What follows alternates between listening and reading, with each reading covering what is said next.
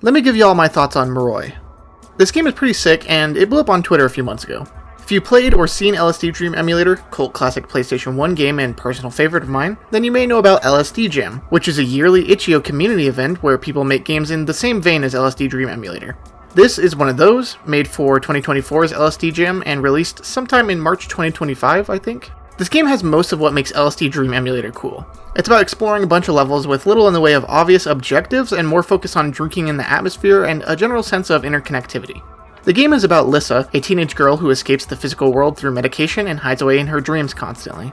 It's very Yume Nikki in that regard, which is also cool. Interestingly though, this game has an actual narrative compared to LSD Dream Emulator.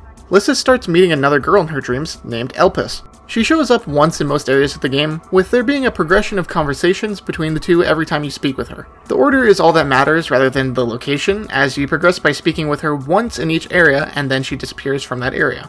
To finish the game, you have to find her in each area that she's in, which isn't all of them, and then reach a different room and find the ending basically.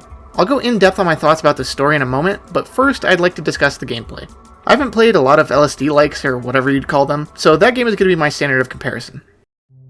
The levels are the biggest deal in LSD Dream Emulator. It's the point of the game. LSD Dream Emulator has a ton of granular modifiers that make the logic between levels pretty incomprehensible at times, but offer a lot of replayability as well. This game is much simpler in comparison, with about 32 levels and linear pathways connecting them. That's not really a bad thing necessarily, especially compared to how arbitrary LSD feels sometimes. Sure, you cut down on replayability, but not to such a degree that I could never see myself coming back. I've already beaten the game a couple times by this point, and LSD can also get stale as well. Nothing wrong with a relatively short game.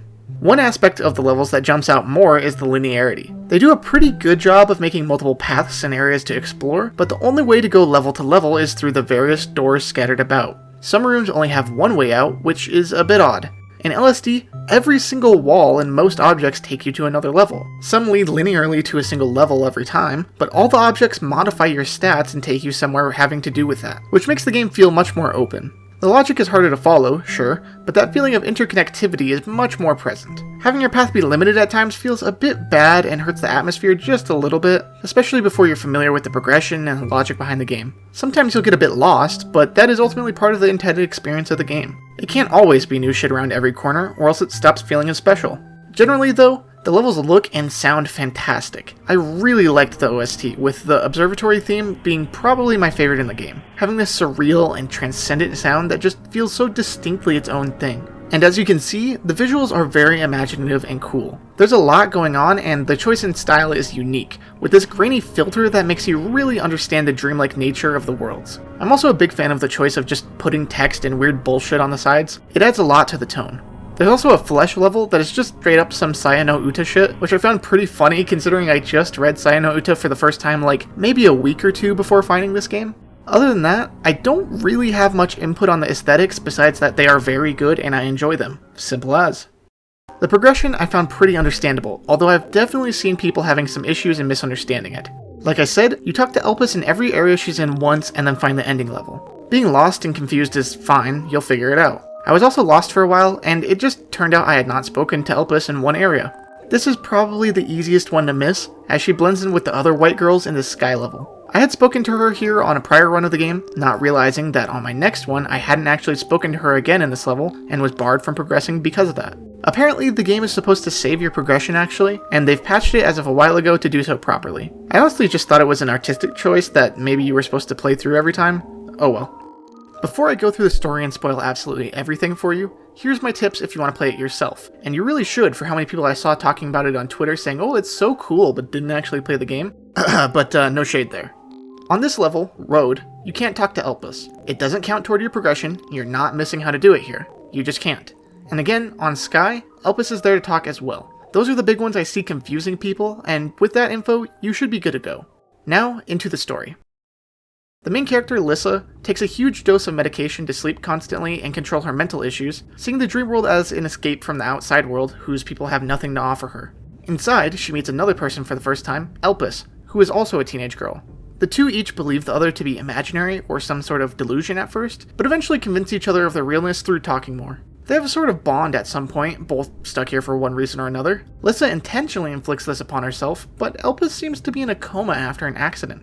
Elpis also has special insight through these dreams into Lissa's memories, seeing a lot of her past, but not vice versa. The brunt of the game is her psychoanalyzing Lissa and them really just fighting about it.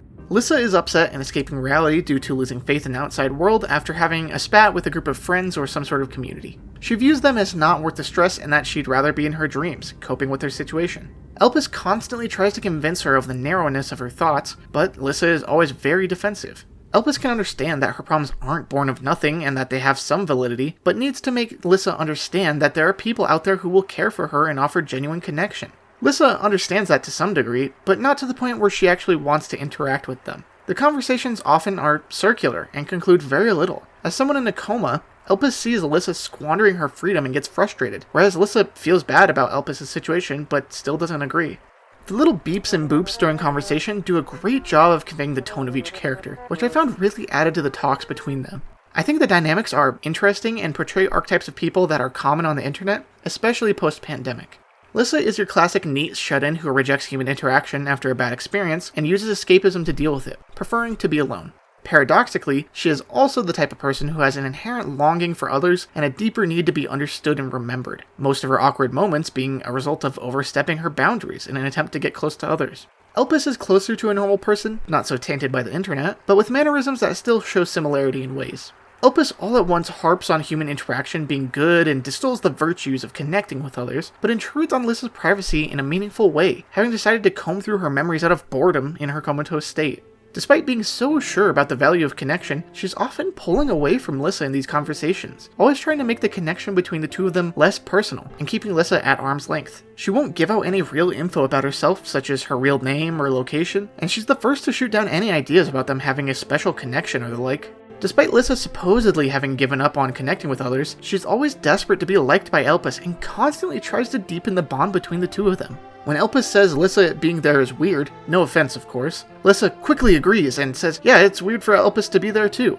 It's hard to convey, but Lissa is always chasing Elpis in these conversations, trying not to be disliked and grasping for more substance, whereas Elpis just kinda says what she wants to say and then it's done. Sometimes Lissa ends the conversation when she's sufficiently mad, but she always comes back for another, and always the initiator.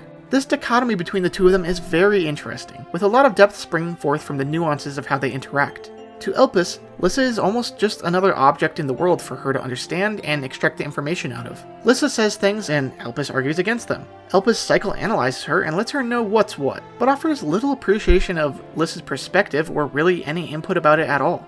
While she's pretty often in the right, it makes sense how frustrating it can be for Lissa. It's very dehumanizing. Lissa also has a narrative about her art career, with the way she views it and herself being intriguing. Terrified of being forgotten, being intangible in this ever-changing world, her own memories seem easily manipulated and shaky with her mental condition, so art is an avenue by which her existence is made real. Getting better is an obligation, and getting good at something means feeling the drive of trying to continually improve. Eventually crushed by the weight of this obligation, she stops and secludes herself. Anyone who is remotely good at anything goes through periods like this, wondering what the point of anything is. I like the way it's conveyed through the art galleries in-game, but also through how she speaks with Elpis about it. She chastises her own art when Elpis sees it, even though Elpis does everything in her power to communicate that she enjoys it and doesn't care about any perceived flaws. The anatomy is shit, so you say, but I don't draw or know better anyways. It doesn't really help when she's so sure of her own faults at this point, and Elpis being rather objective and impersonal, clearly trying to steer her in a particular direction, makes it feel all the more like fake praise. But it's a nice try and a great dynamic nonetheless. Lissa's self-defeating nature is typical of someone going through a struggle mentally like this, where she exaggerates everything wrong with her and the world around her, and fights her damnedest against any and all advice. Elpis says that surely she gets some joy out of human interaction, and Lissa gives her a firm, never had that. Yup, never. Not even one time. I would never have fun. I'm mad. I want to be mad and I want to be sad. It's a self-fulfilling prophecy that needs time to heal, and Elpis poking and prodding doesn't really amount to much. The two seem to get along fine and get closer after a while, but in their last conversation, their connection completely breaks down when they both agree that something else is in these dreams, which Elpis has just been ignoring despite also sensing it, not wanting to play into Lissa's victim complex. In her eyes, Lissa has tons of opportunities, unlike herself, and yet does nothing about it even though nothing all that bad really happens to her. When Lissa gets mad about it, Elpis' defense isn't that she messed up or didn't know or realize everything quite yet, but rather that Lissa has to understand how bored she gets. She didn't have anything else better to do anyways. Notice again how she shies away from trying to make a genuine connection, or actually develop emotionally, instead distancing herself from Lissa. It's not really about her, Lissa just happens to be there, and it could be anyone else for all she cares, yet she tries to interject as if she really does care. The nuance is also in that, for all intents and purposes, Elpis is right and has a good point to make. Lissa can get mad, but when she says things like, "You have no right to make judgments about me," it denies this connection that she herself was trying to forge. People get to judge each other if they want to be close. You have to open yourself up to back and forth if you want to interact with someone. Sorry, bud, that's how it works. Sure, there's an interesting element of Elpis not being there by Lissa's consent and taking these memories for herself, which is rather bad, but those are two separate issues. Lissa gets mad and tells her off, using some pretty corny language. "Grow and change as a person. Oh wait, you can't." To which Elpis tells her to fuck off. There's other examples of Reddit tier internet jargon lodged in there, and it definitely straddles the line between good and bad. I've seen a few people annoyed about it, but overall I like it. Sometimes it's a bit much, like in this last scenario, but Lissa is an internet degen who would say something like that in context, so it fits. You could say the writer is trying a bit hard to make it quippy, but really Lissa's trying in-universe a bit too hard, in the same way a person like her tries too hard to be liked or remembered from a gaping void in their soul where fulfillment should come from. Finally, you end the game and Lissa confronts some guy she used to know from the forums, someone she used to be close with. He's been obsessed with her, to the point of following her into these dreams. You get a few glimpses of him throughout the game, but now he knows how to stay permanently, having gotten himself on the same meds as Lissa and synced with her dreams to pull her out. His obsession is clear in the way that he talks about how much she needs him and how much he means to her and whatnot. She rebukes him pretty harshly, trying to make fun of him and one-up him, but never really outright denies what he's saying. "You're fucked in the head, you're a loser," etc. But never, "That's not right, I don't like you, I don't want your attention." She's not sure enough of herself and still so dependent on the perception of others that she can't bring herself to fully deny it. Maybe secretly she likes the attention to some degree that pulling away from everyone and making a big scene gets her. Maybe she just can't stand up for herself. It's realistic and sad, and I think a lot of people, myself included, find it relatable. The game ends with him describing the lengths he went through to insert himself into her dreams, which is utterly insane, and then he crashes the game. Bam, that's the ending. It's not the most conclusive, but the devs have said they're working on a sequel, which I look forward to. I think the narrative is mostly well done, with lots of depth despite the shortness, as I've analyzed here. It's tempting to view this ending as strange, since most of the game feels like focusing on this idea that Lissa has a lot of self-inflicted issues and needs to combat them, only to give her a tangible threat that is actually messing with her life and validates her worldview a bit. But at the same time, I think that knee-jerk reaction isn't quite correct. Really, anyone in this situation likely has tangible issues that have caused them to be like this. It was never all self-inflicted. People aren't just born this way, they're shaped into this lifestyle and plagued with real mental issues. The self-inflicted nature comes from the degree in which they take it and the contrarianism which guides their self-destruction as they sink deeper and deeper. There are real problems deep in there, but they are exacerbated and exaggerated by a poor attitude and an inability to break free from their worldview.